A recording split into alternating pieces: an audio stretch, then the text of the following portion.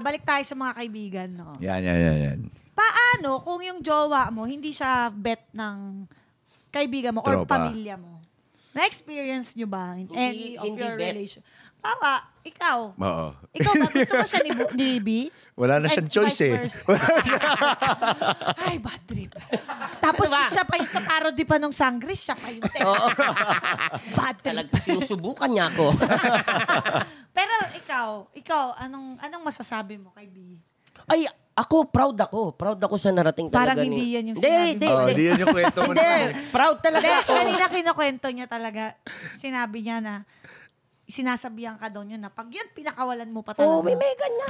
Naalala ko naman yan. Kasi si B0, siya na yung sinasabi din ni Ruru na parang wife material na yan talaga siya. Kumbaga isang malaking guguho yung mundo mo pag nawala pa si Bianca sa'yo. Kaya malaki yung pagbabago ni Ruru eh. As in, kahit nga gumano ko, Ruru, tina mo Ruru. Di na siya tumitingin. Nararamdaman ko na lang yun. Kumbaga di pwede ito, wag mo kong subukan. Pero meron namang ganun eh, yung sexy no. Meron kaming ganun ng jowa ko eh. Si Bianca na yung nagsasabi. Yung ganyan. Para sabihin niya, bet mo yan, no? Kahit hindi ko sinasabi. Clickbait yun. Alam niya. Clickbait diba? yun. Tinitignan niya. Sabi mo, oo nga eh. Pag gumanon siya, sasabihin ko, may hook pads yung kasunod. Parang di naman. Meron niya, may isang kwento. Nasa nasa Boracay. Dun sa Puka Beach. Diba? Siyempre may mga nagaan doon. May mga nagsasunbathing na wala topless. Talaga. Ako naman, promise, hindi ko naman talaga tinignan na ganyan. Pero nakita ng peripheral vision ko na merong nagsasunbathing na nakaubad. So, syempre sinabi ko kay Bianca, sabi ko, mahal, meron nagsasunbathing, walang bra. Pero hindi ko nakita, Tol naman! Hindi ko talaga nakita, pare. Hindi. Promise. Well, mapapalingon ka lang kasi. Sagot mo na, gusto ko malaman. Binatukan ako, pare. Sabi, parang di mo nakita. Sabi mo nga, nakita ko. Walang bra eh. Hindi kasi mapapalingon ka eh. Kahit babae ako, minsan, pero like, wala naman yun. Sa akin nga, Madam Cha, wala kahit lingon. Feeling ko Bakit may radar na tutututututut. Huwag ka titigin dyan. Ganon. May ganun pinapaalalahanan na ako ng utak na huwag mong titignan yan. Awa yan. Ganon. Gusto ko yung inunahan. In-engage ako. Hindi ko tinignan pero walang bra. Yung sinasabi mo kanina, di ba, na pag nagiging solid na kayo, lahat kaya nyo nalagpasan. So ano yung pagko-compromise nyo sa mga sitwasyon na hindi kayo nagkakasundo, paano nyo ginagawa yun? Paano yung compromise? Talagang namin yan.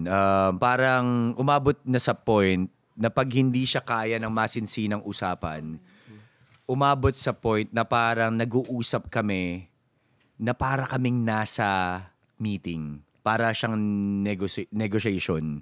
Na parang may whiteboard. May ilaw ba na gumagalaw? May ilaw na gumagalaw. Iba yun. Pang-criminal yun eh. Kasi minamapa namin. Ano yung problema? And then, ito yung nakakatawa problema yun. na to. Ito. Parang kailangan namin siya mapag-usapan. Kailangan may visuals. Na hindi kami emotional dun sa pag-uusapan namin na yun. So parang mas, parang, okay, kailangan nating upuan. Ano ba yung naging issue? Ano ba yung problema? Anong solusyon? Ano ba yung pwede natin maging solusyon dito? Bakit ba ako galit? Oo. Mahal, pwedeng kalma ka lang muna. Hindi ko nababasa Puro ganun So yun, mas pinag-uusapan lang. Feeling ko wala namang problema o pagsubok na hindi nadadaan sa usapan. Pero kayo ba, dumadating ba sa punto pag kayong dalawa nag-aaway, umaabot ba kinabukasan? Si Bianca ba, siya ba yung parang paggalit siya ngayon, kailangan ngayon tayo wag mo kausapin or dapat mag-usap tayo ngayon natin tapusin? Dati ganyan kami na parang ako actually, hindi ako papayag na matulog na hindi kami okay. Ikaw pero, ganun ka? ganun ako. Si Bianca kasi parang kaya niya 3 months, di kami mag-usap. Okay lang yun. Grabe naman yung 3 months! Seryoso, kaya niya yun. Pero syempre, di ko naman pinapaabot doon. So syempre, ako, ang natutunan ko, hindi mo kailangan madaliin ang pag-uusap ng mga ganyan mga bagay. Kasi lalo na pagka nasa height ka ng emosyon, may mga masasabi kayo mga bagay na hindi nyo naman talaga minimim. Or may mga desisyon kayo or may mga magagawa kayong mga bagay na ayaw nyo naman talaga dapat gawin. Pero dahil nga emosyonal ka, nagagawa nyo. So kami, Emotional damage! minsan, 1 araw, 2 araw, 3 araw, 1 linggo, di kami mag-uusap. Basta alam namin na hindi pa kami prepared na mag-usap, hindi namin pipilitin. Anong ginagawa Ako din ng ganun. isang Ruru Madrid? Suyo? Para...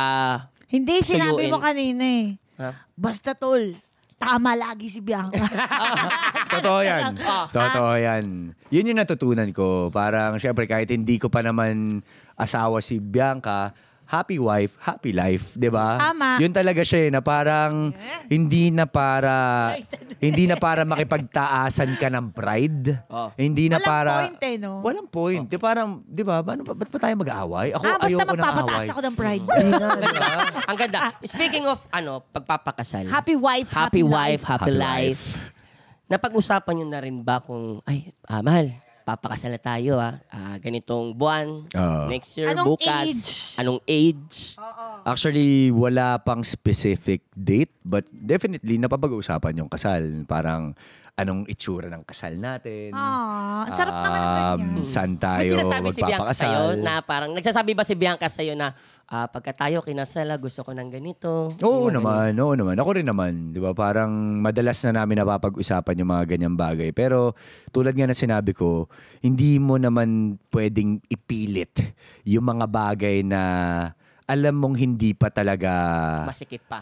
Kung alam mo, hindi ka pa handa, di ba? Siyempre, pag masikip pa, hindi mo mapipilit yun. Antayin mo munang lumuwag para Tama. makita mo lahat. Para ano lang yan sa buhay, you need to step back. Oo. Para makita mo At what's the saka problem. di ba may mararamdaman mo yun ng kusa eh. Hindi namin siya minamadali at saka gusto namin if ever man na ikasal kami, dun sa first year namin, gusto namin kami muna. Ang ganda. Yung parang nun. gusto namin Sarap i-enjoy yung mag-asawa nun. kami. Yes. Ng kami lang. I strongly suggest. Oo. And then after that, tsaka tayo bumuo. Yes. So yun yung mga plano na ginagawa namin. But sa ngayon, ang focus talaga namin is, itong ginagawa namin. I mean, syempre, ang tagal namin hinintay to, Madam. Alam ni Bubo yan. Hindi naman to parang overnight success lang. Di ba? Parang talagang ginapang namin to. So, ayaw namin siyang mawala. Ayaw namin masayang lahat ng paghihirap na yan. So ngayon, nagtutulungan kami na manatili dito sa ginagawa namin at the same time maging matagumpay kami sa ginagawa namin. Ang galing. Yun. Ay, nako. Palakpakan natin si Ruru.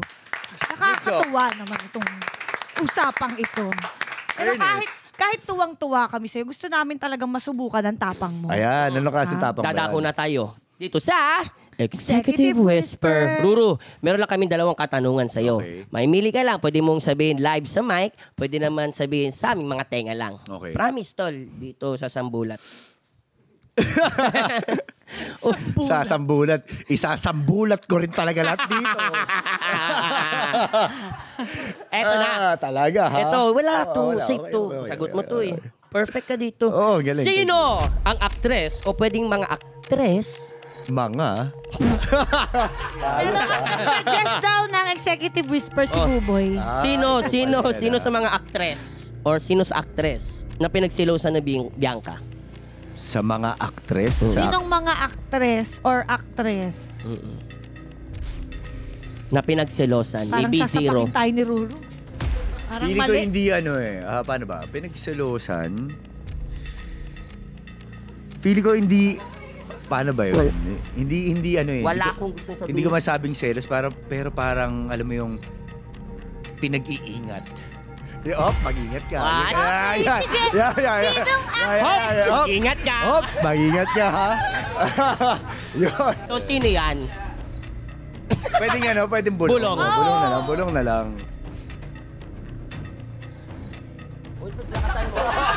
Ang lakas sa boses, no? Okay.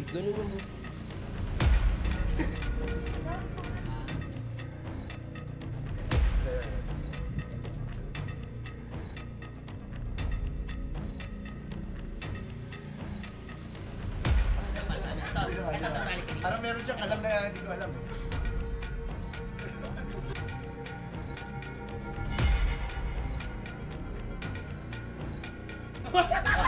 Ang lakas mo, ha?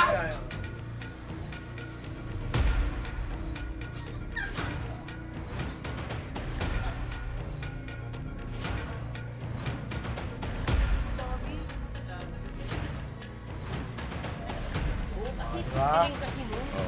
Di ba? Saya ko, di ako kasali.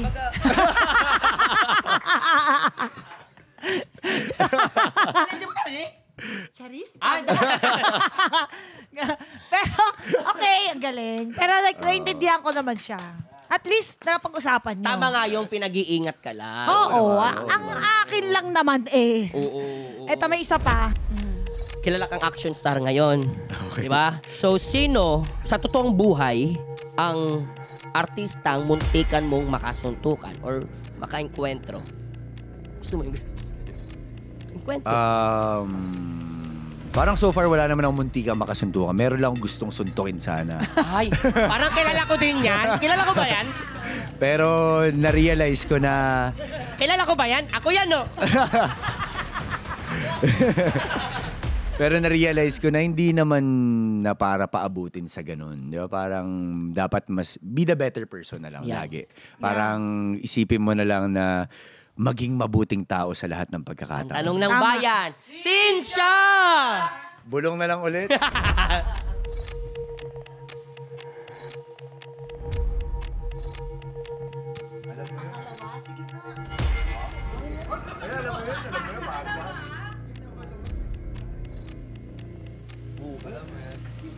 Gagi.